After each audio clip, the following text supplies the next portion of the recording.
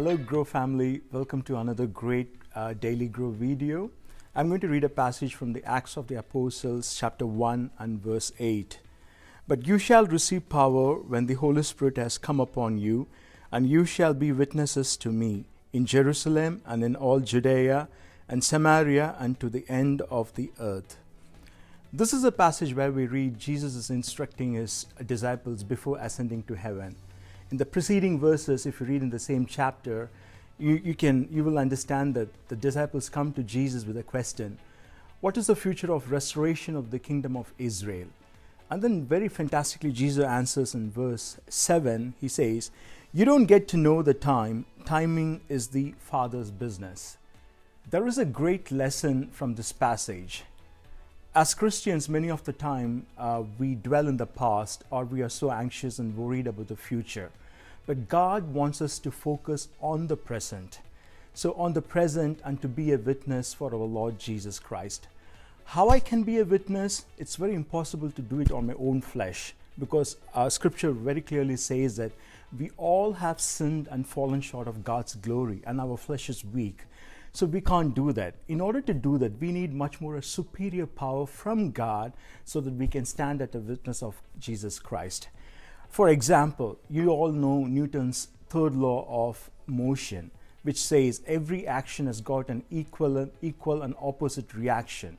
Very simple. So if I want to be a witness of God where my flesh cannot do that on its own, then I need God's Holy Spirit to do that.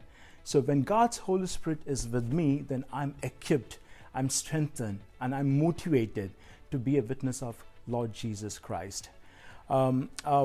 Witnessing is nothing but experiencing the love and grace of our Lord Jesus Christ and helping others to experience the same for His own glory. And witness is all about salvation. Without salvation, you cannot talk about witness. And salvation is a three-part process. It's not a one single day work. It is a continuous process. When Jesus Christ died on the cross, we are being saved from the penalty of the sin.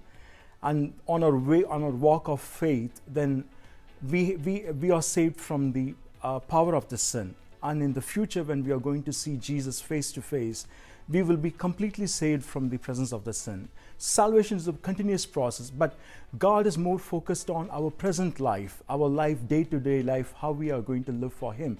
And in that process, in order to conquer the power of sin, we need God's Holy Spirit to be present with us day to day, in every moment and in every situation.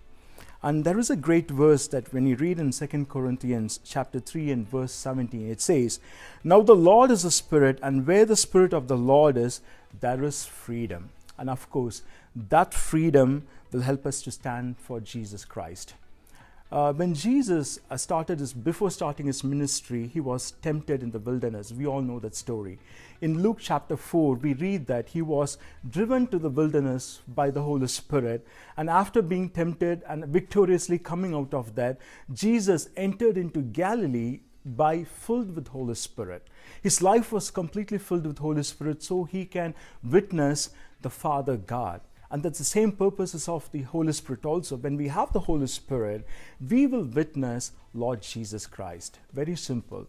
So let's all put our thoughts into it. We have to really be filled by the fullness of the Holy Spirit so that we can stand as a witness for Jesus Christ. So I invite each and every one listening to this video, give your life to Jesus Christ and put your heart into His hands, and let your heart be filled with His Holy Spirit so that we can live a victorious life for Him, for His own glory. So let's all bow our head and let's have a short prayer. Our Lord God, Father, we thank you, God, for this wonderful moment, God. Lord Jesus Christ, thank you so much for the work that you did on the cross for us, God. Lord, Holy Spirit, thank you for being our comforter, strengthening us and molding us and breaking us in each and everything so that we can walk in maturity. We can walk for your glory, Lord Jesus Christ. Lord, Holy Spirit, we ask for your presence. We ask for your intervention in everything that we do, in our thought life, in our practical life, in everything that we speak, everything that we, Lord God, do in actions. Let your Spirit fill it, God. And Lord God Jesus, help us to walk in a way so that we can stand strong to be a witness for you. We give you all the praise and glory. In the Lord Jesus' precious name we pray. Amen.